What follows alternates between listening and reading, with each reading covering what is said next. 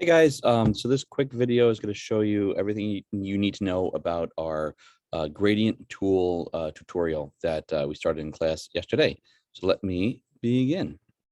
Um, so if you haven't started this yet, or you're just kind of confused where some things are, I'm basically going to make a new document, file new. I'm going to call it letter. I'm going to make mine horizontal, which I have here, 8.5 by 11. So I'm going to the print option, choosing the letter size, right? You can change it from points to inches, and there you have it. I'm going to give it a title now, but you can always title it when you save it. So I'm going to call it Hendrik Gradient Tool. Okay, so once this new document opens up, I'm really going to start by just applying different shapes and applying a word on this artboard. So I'll start with a square. I will go to a circle. Now, if you want to maintain a perfect circle, hold the shift key. I'll keep a perfect circle for you. I'll choose a polygon and I'll choose a star. And don't forget, for the polygon and the star, if you want to change the number of sides you have, just click once on the screen with the mouse. Otherwise, you can just click and drag and it'll give you the default setting. So I want to play around with a couple of different gradients. So I'm going to take these shapes, select them all by clicking and dragging with my black arrow and pressing Command C to copy and Command V to paste. So now I pretty much have 8 shapes, 2 of each. All right, so I'm going to line them up. I'm using the black arrow for that. All right, move this over, and we're ready to begin. Oh, actually, let me add the text at the bottom. So just so I have this for later, I'm going to use the type tool, click once on the screen, and write, I'm going to write the word gradient tool. So it's a little small. I'll add a gradient to this later on as well, but just so I can resize it, I go back to my black arrow. I can stretch it out. As you notice here, once I have the text selected, you should see on the right-hand side the word character, and that'll give you a bunch of different options in terms of what font you want to choose. You change the size, you can change the shape, you can make it bold, whatnot. If you don't see this this opened up on your right hand side, you can go to Window, you can go down to all the way down to Type and Character, right? So if you don't see that up, so then that gives you sort of a floating menu bar of the same stuff you have here on the right hand side. All right, so I'm not gonna do anything with the text yet. So for each shape, I'm going to apply a gradient. There's a few ways to do that, and I'll go through that as well. So I'll click on my first shape with the black arrow.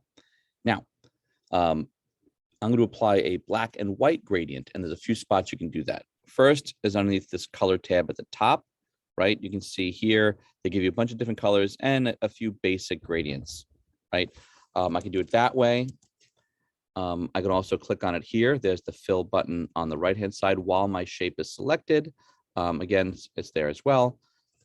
The third option is if I open up my gradient tool, which I see is not opened up on my right-hand side. So this is good. So if you don't see it on your right-hand side, like I don't have here, I'm going to go to Window, down to Gradient. Oh, it's actually opened up. Down to Gradient, and it should pop right up. Mine actually is floating already. I pulled it out. So I'm going to leave it, put it back in my toolbar. That's where it should be. For me, so it's sort of floating around. And I can click inside that bar. Now, I have this selected. There'll be a couple of options under here. First of all, we have our gradient slider, right? This, I can move the tabs around to change where the colors are most prominent along this bar. So you can see that here. I also have a little slider where I can just like move it left and right to just change that as well. If I want to change the color, I'm going to double click on one of these little tabs and I can change the color to whatever I want. All right, so I'm going to go from red to orange. If I want to add an additional color, right, I can move this over. If I leave my mouse cursor a little bit underneath the gradient slider, it turns to a white arrow. I can easily add the color there, right?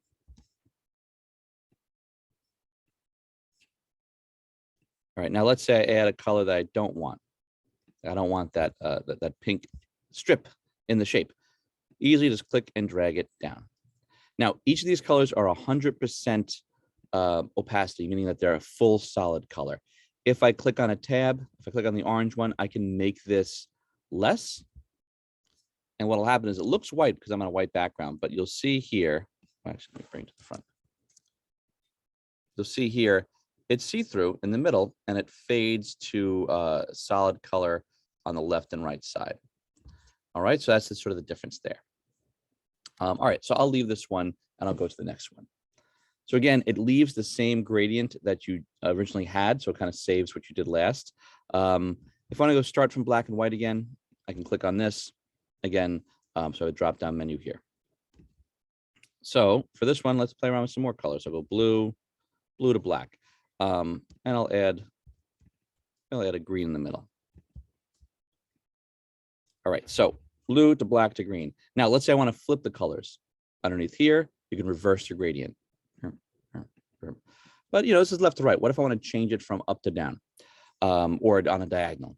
There is an additional gradient tool. So this is our gradient panel. Our gradient tool is on the left-hand side. While this shape is selected, I click on this gradient tool. You will see the same exact gradient slider as you see in your gradient panel here. So if I move something in this, it's also moving it there. But the additional option is I have a little cursor that I can redraw any length I want the gradient that I have selected, right? So I can kind of play around with that. So I can make it really long, bigger than the shape. I don't even see the black anymore because it's all the way over here. But I'll keep it just like that, a bit of an angle. Okay, so I'm able to move that around by using this gradient tool and just kind of moving my cursor and clicking and dragging. All right, let's play around with radial gradients. These are the first two are linear, left to right. So again, I'm going to start from white. I'll change my colors up. Now, additionally, if you wanted to, I could open up color palettes. I can drag this bar out. I can open up my color palettes here. And I think I should be able to drag colors down if I wanted to. So I see here I can take this green, drag it down. It's not working. Oh, it's actually changing the one color. So actually, let me open my swatches real quick. So the swatches are open. Window, swatches. Oh, so I should also alternatively be able to take a color and drag it down into here. That's another way to add it. So I can take this pink and drag it down into here. All right, so I'm going to drag this shape that way, this one over here. All right. And there you have it. So this is linear still. I want to change it to radial. Now you may have a drop-down menu. I don't. Mine actually has just the little tabs here. If I click on radial, it's going to take it from a central point and move it outwards. Right. So here we go. Same bar. Again, I can redraw that any direction I want. This is a great tool to make something look three-dimensional, look a little realistic, if you want it to. All right. So let's do another one. Got my black arrow. Okay, I'm going to start with a black and white linear, right? I can choose colors from in here, right? So maybe I'll choose a yellow, bring that down. We'll go to orange. Again, I could easily add it as well by clicking underneath it and just double clicking.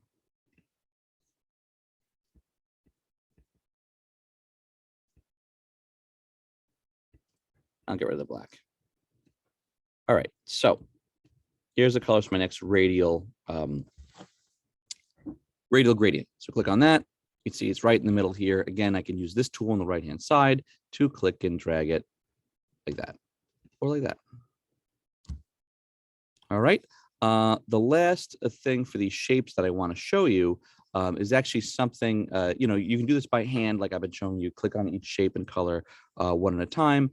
They do have some pre-made gradients that you can kind of play around with and adjust. So I'll show you that as well. So I click on a shape. They give you a couple of generic ones here. You actually see them in the drop-down menu too: white, orange, fading sky, super soft vignette, which again is not black to white, but it's just see-through, right? So you can kind of see through your shapes here. So if I drag it on top,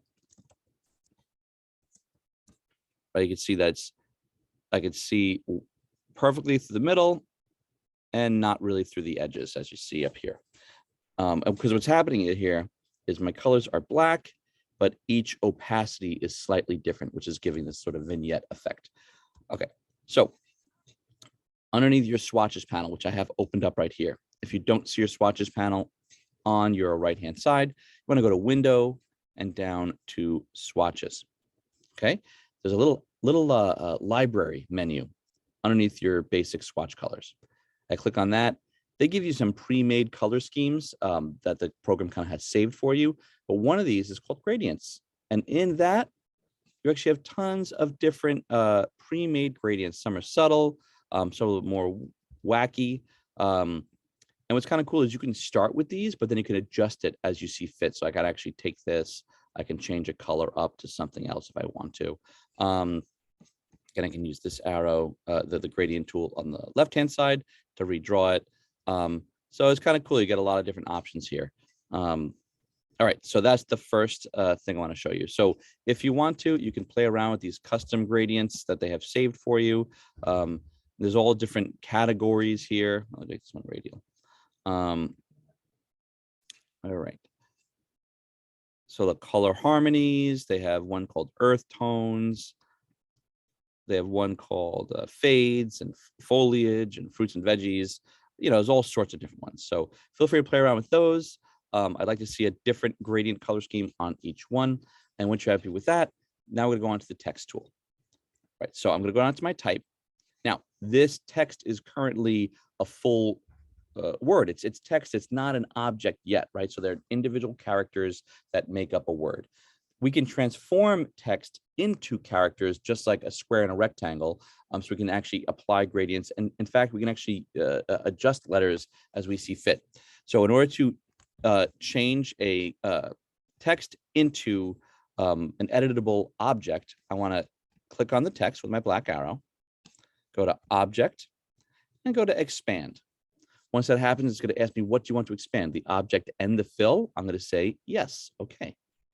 So it doesn't look like much happened, but a lot happened, right? So by doing this, I'm actually separating my letters into points and anchor points and handles, right? So I can take this and edit them one at a time individually with the white arrow if I want, right? So I can take this, I can kind of drag this out if I want. So there's a lot of stuff you can do with that. But what I really want to focus on is adding a gradient.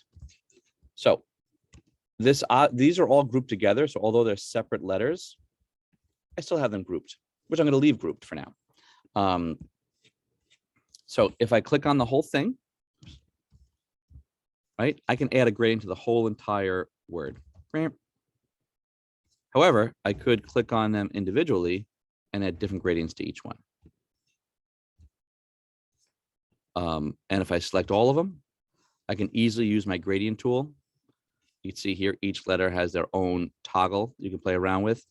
Or I can redraw my gradient across all of the shapes, which is kind of interesting.